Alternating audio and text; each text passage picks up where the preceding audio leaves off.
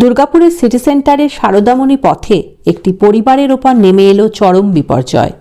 দুর্গাপুর থেকে কলকাতা বিমানবন্দরে যাওয়ার পথে শক্তিগড় থানা এলাকায় দাঁড়িয়ে থাকা একটি ট্যাঙ্কারের পিছনে গাড়ির ধাক্কায় একই পরিবারের ৩ জনের মৃত্যু হয়েছে।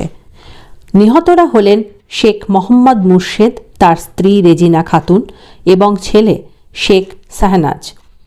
গাড়ির চালক গুরুতর জখম অবস্থায় হাসপাতালে ভর্তি রয়েছেন। ছেলেকে বিমানে তুলে দিতে যাচ্ছিলেন বাবা মা। যাত্রাপথে ঘটে গেল মর্মান্তিক দুর্ঘটনা। উনি সকালে ডিউটি গিয়েছিলেন, 2টোর সময় প্ল্যান্টের থেকে বেরিয়ে এসেই বাড়িতে শুধু প্যান্ট চেঞ্জ করেই উনি বেরিয়ে গিয়েছিলেন। ছেলেকে কলকাতা নিয়ে যাচ্ছিল আগামীকাল বোম্বে যাওয়ার জন্য।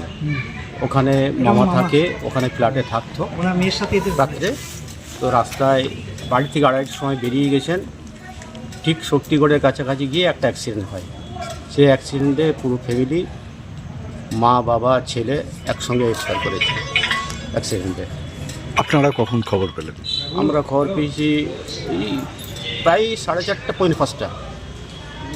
পুলিশের তরফ থেকে ফোন করে জানান? হ্যাঁ, পুলিশের তরফ থেকে ফোন করে জানিয়েছে।